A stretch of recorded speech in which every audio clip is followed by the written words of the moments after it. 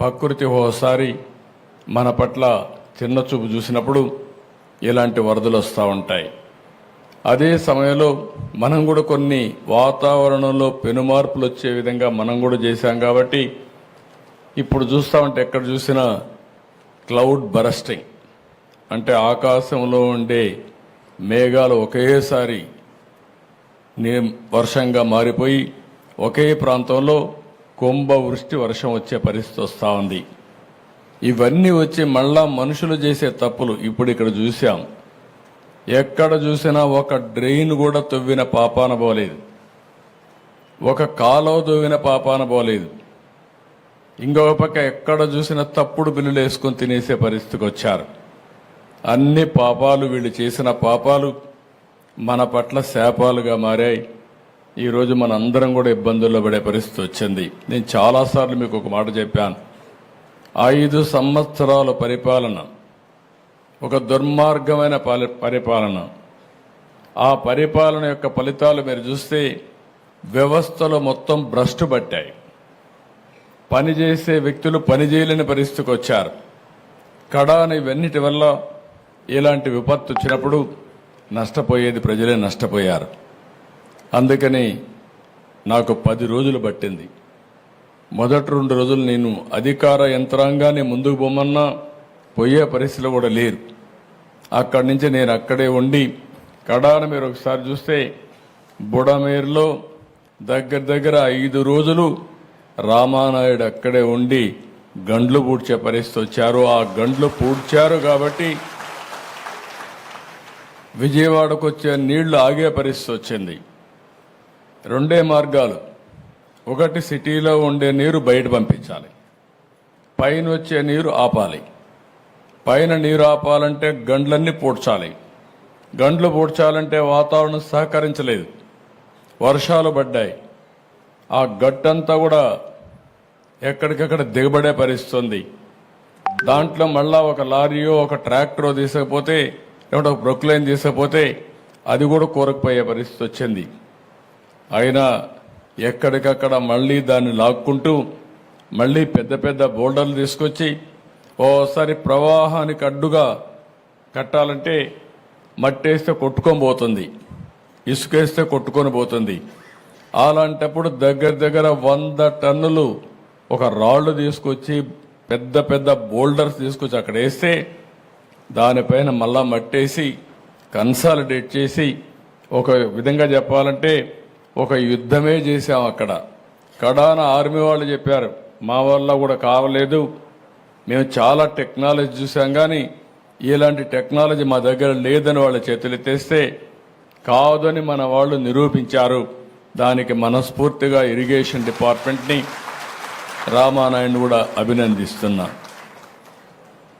అది జరిగిన తర్వాత మీరు చూస్తే ఏమాత్రం సిగ్గుపడకుండా ఒక రాజకీయ పార్టీ ఇంకా కూడా మాట్లాడే పరిస్థితికి వచ్చారు. ఇంకో పక్కన మీరు చూశారు ఒక్కొక్క బోటు 50 టన్నుల వెయిట్ ఉండే బోట్ని, అది కూడా ఏదైతే ఎవరైనా బోట్ ఉంటే ఆ బోట్ని జాగ్రత్తగా పెట్టుకుంటాం. అలాంటిది 3 బోట్లు ఒకటిగా కట్టి 11,40,000 క్యూసెక్స్ ఆఫ్ వాటర్ నదిలో వస్తూ ఉంటే అప్పుడు ఈ వదిలిపెట్టారు. ఇప్పుడు మాట్లాడుతున్నారు ఎట్టొచ్చాయో తెలియదని. ఈ 4 వచ్చి కౌంటర్ వెయిట్ అని కాలముకు మధ్య సపోర్టింగ్ కడతాం. అది కూడా 15 టన్నుల వెయిట్ ఉండే కౌంటర్ వెయిట్ నుంచి గుద్దాయి. ఆ హైట్కి వచ్చి గుద్దితే ఆ కౌంటర్ వెయిట్ 2గా విరిగిపోయే పరిస్థితికి వచ్చాయి 3 కాలమ్స్లో. అంటే మీరు ఊహించుకోవాలి, అదే కానీ కాలమును కానీ గుద్దుంటే ఈరోజు ప్రకాశం బ్యారేజీ మనం చూసేవాళ్ళం కాదు. అది కొట్టుకొని పోతే లంక గ్రామాలు ఏమవుతాయి, ఈ ప్రాంతం అంతా ఏమవుతుంది? కనీసం అలాంటి బాధ్యత లేకుండా చేసి ఆ రోజు ఇదే చేశారు. బాబాయిని చంపేసి గుండెపోటుగా చిత్రీకరించిన వాళ్ళు ఇప్పుడు బోట్లు వదిలిపెట్టి మాకు తెలియదనే పరిస్థితికి వచ్చారు. కనీసం ఓనర్స్ అనేవాళ్ళు ఆ బోట్లు క్లెయిమ్ చేయలేదు. వచ్చి కొట్టాయి. 3 రోజులు మనం మన పనుల్లో ఉన్నాం. చూస్తే దానికి వైఎస్ఆర్ కాంగ్రెస్ పార్టీ కలర్స్ ఉన్నాయి. అయితే ఒక్కడు కూడా మాట్లాడకపోతే ఆ నెంబర్లు తీసుకొని వెరిఫై చేస్తే వీళ్ళంతా కూడా వైఎస్ఆర్ కాంగ్రెస్ పార్టీ ఫాలోయర్స్. అదే మరిగా ఇదే బోట్లు ఈ దొంగ ఇసుక వ్యాపారాన్ని చేయడానికి వినియోగించిన బోట్లు ఇవన్నీ. అంటే మనం గుర్తుపెట్టుకోవాలి, నేరాలు ఘోరాలు చేసే దుర్మార్గులు ప్రజా జీవితాల్లో ఉండి ప్రజల జీవితాలను అతలాకుతలం చేసే పరిస్థితికి వస్తున్నారు. నేను ఒక పక్క వరదలు వచ్చాయి, వరదల్ని ఏ విధంగా ఆదుకోవాలి, అక్కడికి పోతే భయంకరమైన పరిస్థితులు. 1 రోజు కాదు, 2 రోజులు కాదు, 3 రోజులు కాదు, వరద తగ్గడం లేదు. ఏం చేయాలో తెలియని పరిస్థితి. కనీసం మంచినీళ్ళు ఇవ్వలేకపోతున్నాం, తిండి అందించలేకపోతున్నాం. బోట్లు పంపిస్తే ఎన్డీఆర్ఎఫ్ లాంటి సంస్థ ముందుకు సాగలేక ఆ వెలాసిటీ, ఆ ఫోర్స్ వల్ల వెనక్కొచ్చే పరిస్థితి వస్తామని మేము కూడా కొట్టుకొని పోతామని హెలికాప్టర్లు పెట్టాం. హెలికాప్టర్లో ఫుడ్ తీసుకుపోయిస్తే కొంత వేస్ట్ అవుతా ఉంది, కొంతవరకే చేరుతా ఉంది. డ్రోన్స్ పెట్టాం, ఎందుకంటే వీళ్ళంతా ఫుడ్ తీసుకుపోతే వీళ్ళు కూడా దిగలేక కొట్టుకొని పోతామని భయంతో ఇసిరేయడం మొదలుపెట్టారు. దానివల్ల కూడా ఇబ్బందులు వచ్చాయి. అప్పుడు డ్రోన్లు పెట్టి ఇక్కడి నుంచి నేరుగా బిల్డింగ్ పైకి పంపించే పరిస్థితికి వచ్చాం. ఇన్ని అవస్థలు పడితే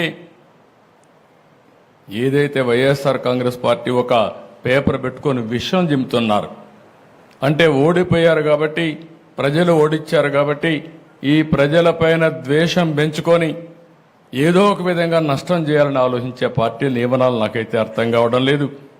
ఇలాంటి పార్టీలు ఈ రాష్ట్రంలో ఉండడమే మన దురదృష్టం అని చెప్పి కూడా నేను మీకు తెలియజేస్తాను. భారతదేశ చరిత్రలో ఎక్కడా ఇలాంటి పార్టీ ఉండదు.